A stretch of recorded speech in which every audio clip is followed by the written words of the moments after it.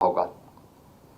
लेकिन आज के परिप्रेक्ष्य में 4 लाख की सिविल पुलिस, उनके लिए उस प्रकार का इंफ्रास्ट्रक्चर, उस प्रकार की सुविधाएं चाहिए और उसके लिए यहां पे मानव संसाधन के विकास के लिए, उनके कल्याण के लिए हमारी क्या कार्य योजना होनी चाहिए और कैसे हम इसके अनुरूप अपनी आगे की रणनीति तैयार कर सकते हैं, इस पर भी विचार हुआ। लेकिन साथ साथ पुलिस बिहेवियर को लेकर के, उनकी ट्रेनिंग को लेकर के भी यहां पर महत्वपूर्ण प्रस्तुतियां हम सबके सामने प्रस्तुत किया गया। प्रोसिक्यूशन और कारागार के बारे में भी यहां पे एक महत्वपूर्ण सत्र आयोजित हुआ।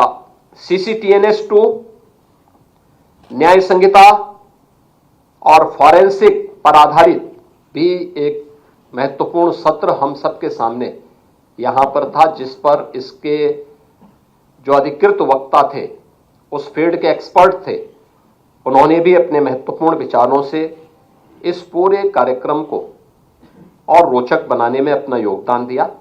आज द्वितीय दिवस में 4 महत्वपूर्ण सत्र हुए हैं, जिनमें प्रातःकाल 8 बजे से लेकर के 10:30 बजे के बीच में आपदा प्रबंधन, सिविल डिफेंस एवं होमगार्ड्स, क्राउड मैनेजमेंट से संबंधित यह महत्वपूर्ण सत्र यहां पे संपन्न हुआ और इसके प्रांत इंटेलिजेंस और उसकी चुनौतियां, जैसे सोशल मीडिया, NGOs की भूमिका,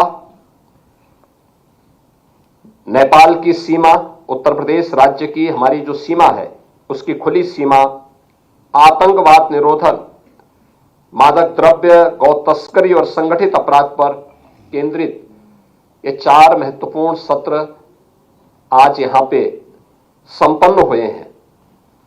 और मैं कह सकता हूं कि जो 11 सत्र हैं, यह विकसित भारत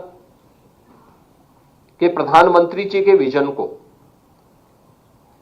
2047 में भारत विकसित भारत हो, आत्मनिर्भर हो, स्वाभाविक रूप से ये केवल भारत सरकार का ही इसके लिए रोड मैप नहीं होना है, राज्य सरकारों की भी अपनी भूमिका है। और जो मैंने कल अपने प्रारंभिक उद्बोधन में भी इस बात को कहा था कि हमारा परसेप्शन 8 साढ़े 8 वर्षों में बदला है, लोगों की हमारे प्रति धारणाएं बदली हैं। आप याद करिए, अगर उत्तर प्रदेश में ऐसे ही दंगे होते, ऐसे ही गुंडागिर्दी होती, अराजकता होती, महीनों महीनों कर्फ्यू रहता, क्या हमारे बारे में धारणाएं बदल जाती?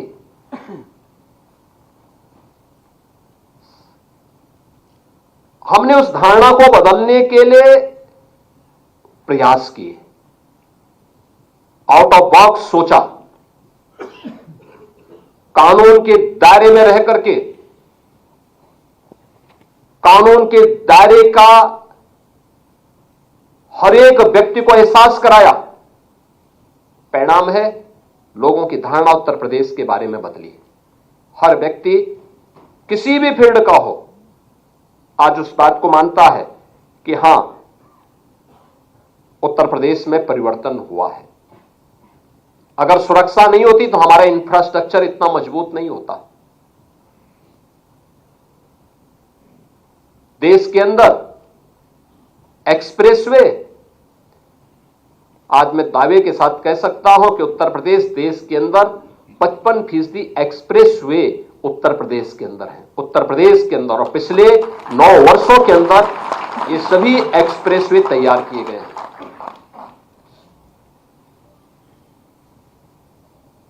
देश के अंदर सबसे बड़ा एयर कनेक्टिविटी का नेटवर्क भी यूपी के पास है, और अभी उत्तर प्रदेश देश का सबसे बड़ा एयरपोर्ट का शुभारंभ करने जा रहा है। इसी अगले महीने ही यह शुभारंभ हो जाएगा। देश का सबसे बड़ा रेल नेटवर्क भी यूपी के पास है, 16,000 किलोमीटर का रेल नेटवर्क। सबसे ज्यादा शहरों में मेट्रो का संचालन, पब्लिक ट्रांसपोर्ट की सुविधा उत्तर प्रदेश के अंदर है। देश के अंदर पहली रैपिड रेल और देश का पहला वाटरवे ये यूपी के अंदर आज संचालित हो रहा है। ये प्रयास करने से आगे बढ़ा है, लेकिन उसकी नींव है आज हर व्यक्ति यहां आता है, हर व्यक्ति निवेश करने को तैयार है। इसलिए क्योंकि उसको लगता है कि सुरक्षा है, उसको लगता है कानून का राज है, कोई चीटिंग नहीं होगी, किसी भी स्तर पर धोखा नहीं होगा, सुरक्षा का एहसास होता है। और उसके लिए जब उस प्रकार का वातावरण बनाया गया तो वह व्यक्ति इसके लिए तैयार हो पाया, और इसीलिए आज यहां निवेश भी है तो उसके अनुरूप हमने एम्प्लॉयमेंट भी दिया है। आप देखिए कितना पारदर्शी तरीके से हमने किसी का चेहरा नहीं देखा, किसी की जाति नहीं देखी, किसी का मत और मजहब नहीं देखा। अगर योग्य है ये उसका अधिकार है। वेलफेयर की स्कीम में अगर वो यूपी का नागरिक है, यूपी में रहता है, भारत का नागरिक है, उसको वेलफेयर स्कीम का लाभ मिलना चाहिए। लेकिन जहां पर किसी ने कानून को ठेंगा दिखाने का प्रयास किया तो कानून ने उसको उसी प्रकार से उसकी गिरेबान को पकड़ने का काम भी किया है, और यह उत्तर प्रदेश ने करके दिखाया है। आज जिसका उदाहरण देश के अंदर अलग अलग राज्यों में भी लोग उदाहरण के रूप में प्रस्तुत करने का प्रयास कर रहे हैं। लेकिन वहां पर भी मीडिया, हम नहीं बोल रहे हैं लेकिन मीडिया उसको बोलते हैं यूपी मॉडल आ गया। ये प्रयास करने से होता है, आउट ऑफ बॉक्स जब हम कार्य करने का प्रयास करते हैं तब इस प्रकार की चीजें सामने आती हैं। और वह आज हम सब के लिए, मेरा मानना है, एक महत्वपूर्ण, हमारे लिए यह एक दस्तावेज बनने जा रहा है। याद करिए, इसी उत्तर प्रदेश में आदरणीय प्रधानमंत्री जी ने डीजीपी और आईजीपी कॉन्फ्रेंस में इस बात को कहा था, स्मार्ट पुलिसिंग का एक विजन देश को दिया था। और उस समय उन्होंने कहा था कि स्मार्ट पुलिसिंग के सूत्र भी उन्होंने उस समय बताए थे। और मुझे लगता है हर पुलिस अधिकारी, हर पुलिस कार्मिक को उसको अपने जीवन का मंत्र बनाना चाहिए।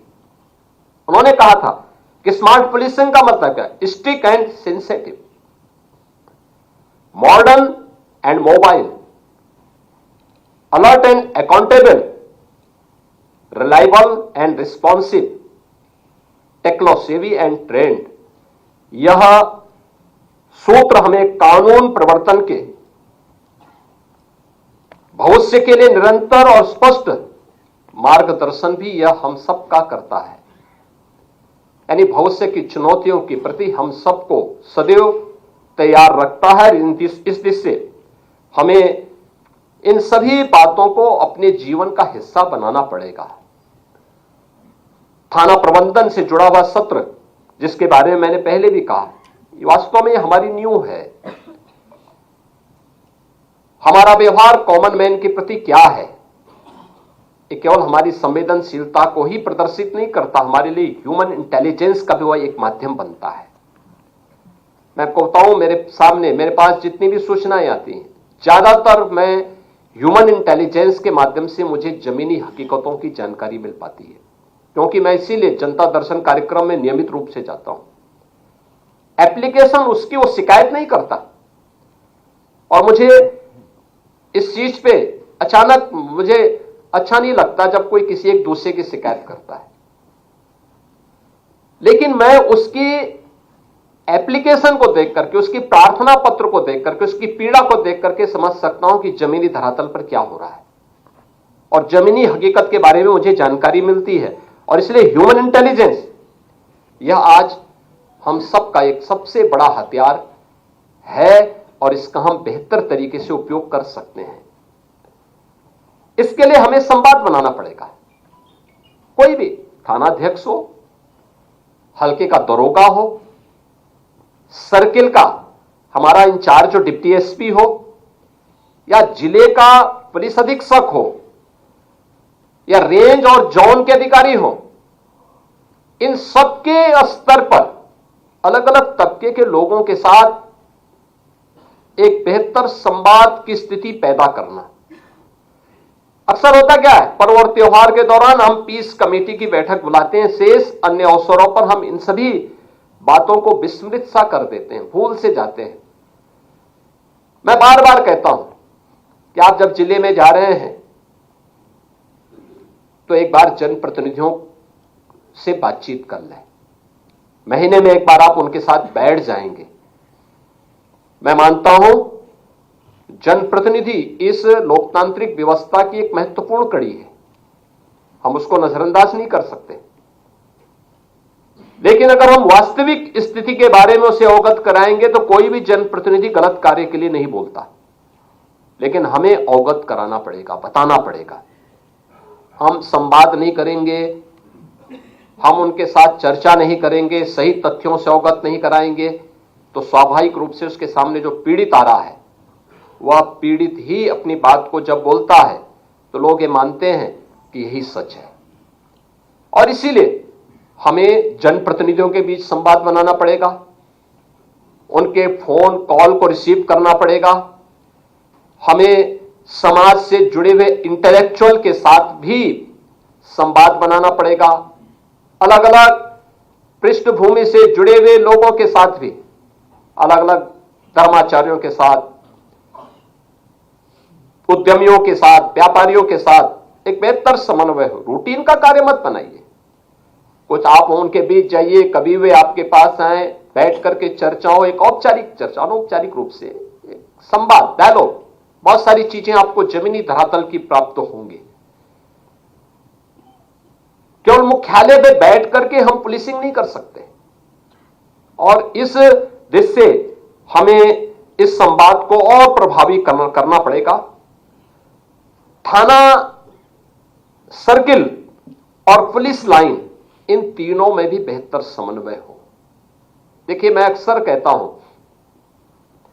कि घटना घटित होती है कहीं पे, हम थाना इंचार्ज को जवाबदेह बनाते हैं।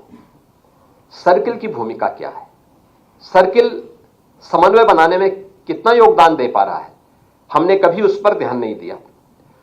अगर हम इन तीनों में बेहतर समन्वय बना लें, मेरा मानना है कि यह सुरक्षा व्यवस्था को मजबूत करने में बहुत बड़ा योगदान दे सकता है, और इस दिशा में हमारा प्रयास होना चाहिए। पुलिस बल का दोस्ताना व्यवहार और उसकी संवेदना एक कॉमन मैन की समस्या का समाधान तो करता ही है। कॉमन मैन के मन में आपके प्रति एक बेहतर धारणा भी बनता है, और उसको बनाए रखने के लिए, देखिए, मैं बार बार इस बात को कहता हूं, मेरे पास लोग आते हैं, अलग अलग तबके के लोगों से मैं मिलता हूं, बातचीत करता हूं, तो मैं बहुत सारी चीजों को इस बार रूप में देखता हूं। किसी अच्छे पुलिस अधिकारी का ट्रांसफर होता है या प्रमोशन होता है, उसके बाद जाता है, या टेन्योर, हमने प्रयास किया है कि पॉलिटिकल इंटरफेरेंस न्यूनतम रहे। लोकतांत्रिक व्यवस्था में एक चुनौतीपूर्ण कार्य है और न्यूनतम है। पिछले 9 वर्षों के अंदर आपने देखा होगा न्यूनतम इंटरफेरेंस, और न्यूनतम इंटरफेरेंस के साथ साथ आपको कार्य करने की जितनी स्वतंत्रता दी गई है कि आप परफॉर्म कर सकें, इसलिए कि जिससे बिना किसी हस्तक्षेप के, लेकिन हमारा भी कुछ दायित्व बनता है। और इस दायित्व के दौरान मैं देखता हूं, जब किसी पुलिस अधिकारी के टेन्योर, उसमें हमने स्थिरता भी दी है प्रशासन को। आप देखें, एवरेज एक पुलिस अधिकारी मिनिमम 2 वर्ष तक एक जिले के अंदर अपनी सेवा दे रहा है, रेंज में सेवा दे रहा है। कभी नहीं हुआ, मैं पिछले आंकड़े निकालता हूं, 3 महीने, 4 महीने, 1 महीने, कुछ ही दिनों के अंदर फिर वहां से ट्रांसफर हो जाता था, काम ही नहीं मिलता था। जब तक वो समझे, वहां की सामाजिक और भौगोलिक स्थिति को समझे, तब तक वहां से उसे बाहर का रास्ता दिखा दिया जाता था। क्या समझता, अव्यवस्था पैदा होती, लेकिन वह स्थिरता प्रशासन में दी गई, पुलिस में दी गई। लेकिन जब किसी अच्छे पुलिस अधिकारी का ट्रांसफर होता है, पब्लिक से हमारे बीच में सिफारिश आती है कि साहब अच्छा अधिकारी था। लेकिन जब कोई गलत व्यक्ति वहां से हटाया जाता है, पब्लिक हमें धन्यवाद देने के लिए आती कि साहब आपने हमारी इस बला को टाल दिया, इसने हमें जीना हराम कर दिया था, बहुत बेकार आदमी था,